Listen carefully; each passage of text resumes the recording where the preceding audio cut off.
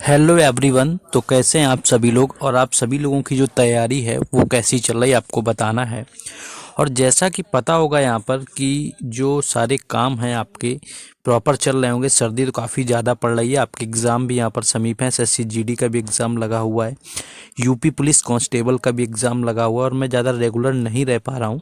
बाकी मैं 20 फरवरी जब आपका होगा 20 फैब यानी कि 20 ऑफ जो आपका फैब होगा, तब से मैं आपके सामने रेगुलर आऊँगा। ठीक है, थोड़े यहाँ पर इशूज़ है मेरे पर्सनल अभी। तो चलिए शुरू करेंगे बिना टाइम वेस्ट किए। बस आप लोग थोड़ा सपोर्ट करते रहिए करिए, लाइक करके कमेंट करके, तो हमें भी पता चलता रहे कि आप लोग अभी भी साथ में हैं हमारे। पहला क्वेश्चन है, पतंग महोत्सव हाल में ही कहाँ आयोजित किया गया। देखिए, पतंग महोत्सव की बात करें, इसको अलग अलग राज्यों में अलग अलग नामों से मनाते हैं। जैसे कि आपका उत्तर प्रदेश और बिहार की बात करें तो यहाँ पर इसी को मकर संक्रांति के नाम से मनाया जाता है। इसके साथ अगर बात करें मकर संक्रांति के अलावा आपका पंजाब में बात करें तो लोहड़ी के नाम से मनाया जाता है। ठीक है, तो और ये आपका पतंग महोत्सव जो है ये मनाया जाता है गुजरात में। तो गुजरात का पतंग महोत्सव, पंजाब का लोहड़ी, मकर संक्रांति आपका हो गया यहाँ का जो आपका उत्तर प्रदेश और बिहार का। उसके साथ साथ जो पोंगल होता है तमिलनाडु में, वो भी इसी दिन मनाया जाता है। तो यहाँ पर जो गुजरात है आपका राइट आंसर हो जाएगा। पर्यटन निगम अहमदाबाद में अंतर्राष्ट्रीय पतंग महोत्सव का आयोजन करता है, और यह राज्य में मनाए जाने वाले सबसे भव्य त्योहारों में से एक है। इसका आयोजन जो है 14 जनवरी को होता है हर साल, जैसा कि हमेशा लोहड़ी और आपका यहाँ पर होता है मकर संक्रांति। नेक्स्ट है, टाटा आईपीएल 2022 का विजेता टीम कौन सा है। देखिए, अब तो आपका 2023 भी हो गया है और 2024 आपका होने वाला है। तो टाटा आईपीएल 2022 की अगर विजेता टीम की बात करें कि कौन रहा हुआ है, तो गुजरात टाइटंस आपका रहा हुआ था यहाँ पर विजेता। ठीक है, तो आपको याद रखना है गुजरात जो टाइटन था ये विजेता रहा हुआ था। इसके साथ आपका 2023 का अगर आपसे पूछा जाए तो आपका रहा हुआ है सीएसके यानी कि चेन्नई सुपर किंग्स जो था वो 2023 आईपीएल का विजेता है। आपका गुजरात टाइटन 2022 का था। तो इंडियन प्रीमियर लीग आईपीएल 2022 का जो समापन जो है नरेंद्र मोदी स्टेडियम में खेला गया और गुजरात टाइटन ने इसको जीता हुआ था। अहमदाबाद में उद्घाटन चैंपियनशिप राजस्थान रॉयल्स को हरा करके ट्रॉफी के साथ किया गया हुआ था।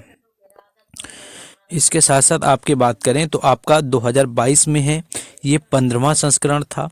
2023 में जो हुआ वो 16वां संस्करण हुआ, और जो पहला संस्करण था वो खेला गया था 2008 में आईपीएल का, और पहला जो था वो रहा हुआ था राजस्थान यानी कि राजस्थान रॉयल्स ने पहला आईपीएल जीता हुआ था। आपका बाकी बात करें ये भारत में 2022 वाला खेला गया था आईपीएल। ऑरेंज कैप की बात करें तो ये यहाँ पर मिला हुआ था जॉस बटलर को जो कि राजस्थान रॉयल्स के थे। और यहाँ पर बात कर लेंगे यहाँ पर पर्पल कैप, तो ये चहल को 2022 में दिया गया था। नेक्स्ट आगे देखेंगे। नेक्स्ट है, संतोष ट्रॉफी 2023 किसने जीता है। देखिए, संतोष ट्रॉफी की बात करें तो जो संतोष ट्रॉफी 2023 था इसकी अगर विजेता की बात कर लें तो ये विजेता यहाँ पर कर्नाटक रहा हुआ था। बाकी अगर उप विजेता की बात करें तो वो यहाँ पर मेघालय था।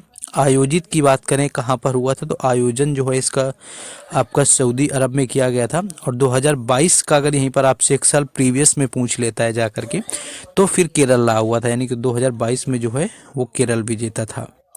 नेक्स्ट है, असम का प्रसिद्ध लोक नृत्य कौन सा है। देखिए, असम का जो लोक नृत्य है मोस्टली पूछा जाता है, तो असम का जो प्रसिद्ध लोक नृत्य है कौन सा है, तो ये रहा हुआ है बिहू। यानी कि बिहू जो है वो असम का लोक नृत्य है जो कि आपका बिहू नृत्य। और इसके साथ साथ आपका बगुरम्बा भी यहाँ पर पूछा जा सकता है, तो बगुरम्बा भी होता है जिसमें कि भोर नृत्य हो गया, ओजापाली इत्यादि आपके हो जाते हैं।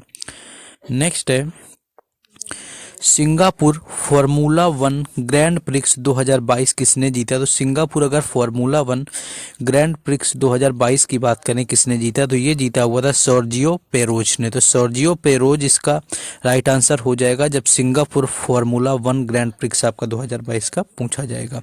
तो इन्होंने रेडबुल चलाया हुआ था, रेडबुल के ड्राइवर जो रहे हुए थे सर्जियो पेरेज ने सिंगापुर फार्मूला वन यहाँ पर ग्रैंड प्रिक्स 2022 को जीता हुआ था। नेक्स्ट आगे है, सिंगापुर ओपन 2022 किसने जीता हुआ था? देखिए, सिंगापुर ओपन 2022 की बात करें कि किसने जीता हुआ था, तो पीवी सिंधु इसका राइट आंसर हो जाएगा। यानी कि जो पीवी सिंधु है उसने यहाँ पर सिंगापुर ओपन 2022 जीता हुआ था। तो यहाँ पर सिंगापुर ओपन का यहाँ पर राइट आंसर जो है, यहाँ पर चीन की जो वांग जी यी रही हुई थी, इनको हराया हुआ था। ये चाइना की थी, इसको पीवी सिंधु ने हरा करके सिंगापुर ओपन 2022 का खिताब जीत लिया था। नेक्स्ट है, दीपिका रेड्डी किस शास्त्रीय नृत्य से संबंधित हैं? देखिए, दीपिका अगर रेड्डी की बात करें किस शास्त्रीय नृत्य से संबंधित है, तो कुचिपुड़ी इसका राइट आंसर हो जाएगा। और कुचिपुड़ी की बात करें तो कुचिपुड़ी जो है ये आंध्र प्रदेश का शास्त्रीय नृत्य है। आंध्र प्रदेश का शास्त्रीय नृत्य है जिससे कि दीपिका रेड्डी का संबंध है। और जब भी कोई ऐसा नाम आपसे पूछा जाए जिसके लास्ट में रेड्डी आता हो, तो वहाँ पर आपको कुचिपुड़ी ही लगा देना है, जो कि आंध्र प्रदेश का शास्त्रीय नृत्य होता है। तो इनको राष्ट्रपति के द्वारा कुचिपुड़ी नृत्य में योगदान के लिए संगीत नाटक अकादमी पुरस्कार भी मिला हुआ था। तो ये लगभग जो पिछले 47 सालों से कुचिपुड़ी क्षेत्र से संबंधित हैं। सुजाता महापात्रा अगर आपसे कभी पूछा जाए तो ये ओडिसी नृत्यांगना है। रमा वैद्यनाथन पूछा जाए तो ये भरतनाट्यम नृत्यांगना है। एलन ओजनम पूछा जाए तो ये एक लोकप्रिय मणिपुरी नर्तकी यहाँ पर रही हुई हैं। नेक्स्ट है, भारतीय संविधान का अनुच्छेद 26 निम्नलिखित में से किससे संबंधित है? तो देखिए, अनुच्छेद आपका जैसे 26 यहाँ पर पूछा गया, आर्टिकल 26, तो आपको सभी को पता होगा कि जो 25 से लेकर के 28 तक अनुच्छेद होते हैं, 25 से लेकर के 28 तक जो अनुच्छेद होते हैं, ये आपके होते हैं धार्मिक शिक्षा से, यानी कि धर्म से संबंधित होते हैं। यानी कि धर्म की जो स्वतंत्रता होती है वो अनुच्छेद 25 से लेकर के 28 तक होती है। तो धार्मिक मामलों में प्रबंधन की जो स्वतंत्रता होती है वो अनुच्छेद 26 के तहत मिलती है। भारत के संविधान में 6 मौलिक अधिकार दिए गए हैं, जो कि भाग 3 और अनुच्छेद 12 से 35 भारत के संविधान में मौलिक अधिकारों से संबंधित है। तो भाग 3 में मौलिक अधिकार हैं जो कि 12 से लेकर के 35 तक दिए गए हैं। और इन 12 से 35 तक की अगर हम बात करें तो इसमें आपका जो 25 से 28 तक है वो आपका धर्म की स्वतंत्रता से संबंधित है। 23 और 24 जो है आपका होता है शोषण के विरुद्ध अधिकार। 1922 आपका होता है जीवन जीने का अधिकार। तो उसी में से आपका 26 यहाँ पर पूछा गया है। धर्म की स्वतंत्रता आपको बताया, स्वतंत्रता जो है धर्म की वो आपकी 25 से 28 में वर्णित होती है, जो कि आपको बता चुके हैं। ये आपके बाकी बचे हुए यहाँ पर मौलिक अधिकार हैं, जिसमें कि एक समानता का अधिकार आता है अनुच्छेद 14 से लेकर के अनुच्छेद 18 तक। स्वतंत्रता का अधिकार जो है आपका आता है अनुच्छेद 19 से लेकर के 22 तक। शोषण के खिलाफ जो अधिकार है वो आता है अनुच्छेद 23 से 24 तक। धर्म की स्वतंत्रता का अधिकार जो है ये आता है अनुच्छेद 25 से 28 तक। तो ये इतने यहाँ पर आपके आते हैं। धर्म की स्वतंत्रता से अभी पूछा गया था। और दो नीचे आपके बचते हैं सांस्कृतिक और शैक्षिक अधिकार जो होता है अनुच्छेद 29 और 30। संवैधानिक उपचार का जो अधिकार है अनुच्छेद 32 और अनुच्छेद 226 होता है, क्योंकि 226 के तहत क्या होता है कि हाई कोर्ट में रिट जारी होती है। और अनुच्छेद जो 22 होता है ये सुप्रीम कोर्ट में रिट जारी करता है। तो अनुच्छेद जो 32 है ये सुप्रीम कोर्ट के लिए है। अनुच्छेद 26 जो है ये फिर हाई कोर्ट के लिए है आपका। नेक्स्ट है, भारत का सबसे बड़ा विधि अधिकारी कौन है? तो भारत के अगर सबसे बड़े विधि अधिकारी की बात कर लें तो भारत के जो अटॉर्नी जनरल है, जो कि संविधान के अनुच्छेद 76 के अनुसार होता है। तो भारत का जो महान्यायवादी होता है वो भारत का सबसे बड़ा विधि अधिकारी होता है। और कई बार डायरेक्ट पूछ लेते हैं आपसे कि जो अनुच्छेद 76 आपसे पूछ सकता है मान लीजिए, या फिर ये पूछेगा कि महान्यायवादी से संबंधित अनुच्छेद कौन सा है। कई बार एग्जाम में डायरेक्टली क्वेश्चन देखने को मिला है। तो महान्यायवादी से जो संबंधित अनुच्छेद है 76 होता है और भारत का सबसे बड़ा विधि अधिकारी होता है। नेक्स्ट इसके आगे है, भारत के राष्ट्रपति के द्वारा इसको नियुक्त किया जाता है और सुप्रीम कोर्ट के न्यायाधीश के रूप में नियुक्त होने के लिए योग्य व्यक्ति होना चाहिए। यानी कि जो महान्यायवादी है वही व्यक्ति बन सकता है जो कि सुप्रीम कोर्ट के न्यायाधीश के रूप में भी कार्य कर सकता है। नेक्स्ट है, कंचनजंगा की ऊंचाई कितनी है? तो कंचनजंगा की अगर ऊंचाई की बात करें तो 8,586 जो है यहाँ पर राइट आंसर हो जाएगा, यानी कि 8,586 मीटर जो है यहाँ पर कंचनजंगा की ऊंचाई है, जो कि दुनिया का तीसरा सबसे ऊंचा पर्वत है। तो दुनिया का जो तीसरा सबसे ऊंचा अगर आपसे पर्वत पूछे तो वो कंचनजंगा हो जाता है। 8,586 मीटर की ऊंचाई है। इसे पश्चिम में तमोर नदी द्वारा, उत्तर में लियोनोकचू और जोसांग लॉ यानी कि दर्रा के द्वारा, और पूर्व में जो होता है तीस्ता नदी के द्वारा सीमांकित किया गया है। नेक्स्ट आपका जैसे ये आपका डिवाइस से संबंधित क्वेश्चन आपका, जैसे कि निम्नलिखित में से कौन सा आउटपुट डिवाइस है? देखिए, जो आपका आउटपुट डिवाइस होता है वो कंप्यूटर के हार्डवेयर उपकरण का भाग होता है, यानी कि जो आउटपुट डिवाइस की अगर आपसे बात करी जाए तो जो हार्डवेयर होंगे कंप्यूटर के, जो सूचना को मानव द्वारा पढ़ने में सक्षम रूप से परिवर्तित करता है। प्लॉटर, आपका प्रिंटर, मॉनिटर, आउटपुट, ये सारे डिवाइस होते हैं आपके। लेकिन जो आपका टच स्क्रीन होता है ये आउटपुट डिवाइस के अंदर नहीं आता है। तो ये एग्जाम में क्वेश्चन एक बार पूछा गया कि इनमें से कौन सा आउटपुट डिवाइस नहीं है, उसमें ऑप्शन में आपका टच स्क्रीन दिया गया था, तो यहाँ पर वो जो है आउटपुट डिवाइस नहीं था। नेक्स्ट क्वेश्चन है, मौर्य वंश का संस्थापक कौन था? देखिए, मौर्य वंश से पहले कौन सा वंश था मगध साम्राज्य पर?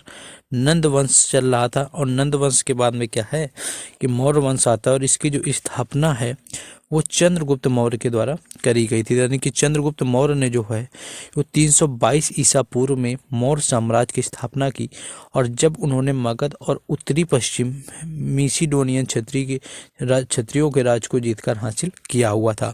तो यहाँ पर जो घनानंद था, यानी कि नंद वंश के अंतिम शासक की बात करें तो वो रहा हुआ था घनानंद, और घनानंद जो था नंद वंश का अंतिम शासक, उसको हराया था चंद्रगुप्त मौर्य ने कौटिल्य यानी कि चाणक्य के मदद से, और फिर जो है 322 ईस्वी में मगध साम्राज्य पर मौर्य साम्राज्य की नींव डाली गई थी। तो ये यहाँ पर याद रखना है। नेक्स्ट है, निम्न में से कौन सा जीव एनेलिडा संघ से संबंधित है? देखिए, एनेलिडा संघ की बात करेंगे जिससे संबंधित है तो आपका नेरिस, फेरेटिमा, हिरुडिनियरिया जो हो गया आपका। इसमें जो आपका एनेलिडा है शरीर के संगठन के अन्य अंग प्रणाली के स्तर के साथ में आपका द्विपक्षीय रूप से सम्मिलित होते हैं। लिमुलस का संबंध जो है आर्थोपेडा संघ से होता है, जो कि आपका एनियमिया का सबसे बड़ा संघ होता है, जिसमें कि आपके कीड़े वगैरह जो होते हैं उनको भी शामिल किया जाता है। नेक्स्ट है, इनमें से कौन मणिपुर का युद्ध नृत्य है? देखिए, यहाँ पर आपका मार्शल आर्ट पूछा जाता है, जैसे राज्य के अलग अलग मार्शल आर्ट होते हैं। जैसे आपका कलारी पयट्टू की बात करें तो जो कलारी पयट्टू मार्शल आर्ट है वो होता है आपका जो है केरल का। उसके बाद आपका यहाँ पर जैसे मणिपुर का पूछा गया तो मणिपुर का जो मार्शल आर्ट है वो होता है थांगटा, यानी कि जो थांगटा है वो मणिपुर का मार्शल आर्ट है। इसका मणिपुर का विशेष मार्शल आर्ट होता है जो कि तलवार और भाले के साथ होता है, और थांगटा का जो प्रदर्शन है हमले और बचाव के कौशल का प्रदर्शन यहाँ पर होता है। नेक्स्ट है, सीज्मोग्राफ से क्या नापा जाता है? बिल्कुल बेसिक सा क्वेश्चन है सीज्मोग्राफ की अगर बात करें तो सीज्मोग्राफ से जो होता है भूकंप की तीव्रता को है सीज्मोग्राफ से मेजर किया जाता है, यानी मापते हैं। ये वो उपकरण होता है जिसका उपयोग जो होता है भूकंप के दौरान जमीन की गति को रिकॉर्ड करने के लिए किया जाता है। वे दुनिया भर में जमीन में स्थापित और एक भूकंपीय नेटवर्क के हिस्से के रूप में संचालित होता है। नेक्स्ट आगे देखेंगे हम लोग, 2001 में बिस्मिल्लाह खान को कौन सा पुरस्कार दिया गया? देखिए, 2001 की बात करें तो बिस्मिल्लाह खान को जो है यहाँ पर भारत रत्न से सम्मानित किया गया था। इसके साथ साथ जो है इनके साथ साथ एक और व्यक्ति को दिया गया, वो थी लता मंगेशकर, यानी कि लता मंगेशकर को जो है इनको भी दिया गया था 2001 में भारत रत्न। सन 2001 में उन्हें भारत के सर्वोच्च सम्मान और भारत रत्न से सम्मानित किया गया था। ये एक प्रसिद्ध शहनाई वादक रहे हुए थे, और ये तीसरे संगीतकार रहे हुए थे जिनको भारत रत्न से सम्मानित किया गया था, क्योंकि तीसरे से पहले जो पहले नंबर पर थी वो MS सुब्बुलक्ष्मी थी 1998 में। और इसके बाद 1999 की बात करें तो पंडित रविशंकर थे। पंडित रविशंकर जो कि सितार वादक रहे हुए थे जाने पहचाने, वो दूसरे व्यक्ति थे। और तीसरे व्यक्ति 2001 में दिया गया था, लेकिन यहाँ पर दो लोगों को एक साथ दिया गया, जिसमें कि यहाँ पर थे ये बिस्मिल्लाह खान और लता मंगेशकर। इसके बाद 2009 जब आता है तो 2009 में दिया गया था भीमसेन जोशी को। और 2000 कहीं कहीं देखिए आपको ऑप्शन नहीं जाना है, गूगल में 2008 भी दिया है, लेकिन एग्जाम में आपका 2009 ही मिलता है, ध्यान रखना है, क्योंकि प्रीवियस ईयर से ही क्वेश्चन बता रहे हैं। 2009 उसमें ऑप्शन में होता है, जो कि राइट होता है, वही टिक करना है। और भूपेन हजारिका को मिला हुआ था 2019 में। तो ये भूपेन हजारिका का भी कुल 6 लोगों को जो है संगीतकारों में अब तक मिला है। तो ये थे आपके कुछ क्वेश्चन। इसी तरह आपको अल्टरनेट डेज में आपको कम प्रोवाइड कराएंगे, लेकिन आफ्टर जो 25 आपका होगा, यानी कि 20 फरवरी से जो है यहाँ पर हम रेगुलर हो जाएंगे। तब तक आप लोग सपोर्ट करते रहिए थोड़ा सा। मिलते हैं नेक्स्ट वीडियो में। Thank you.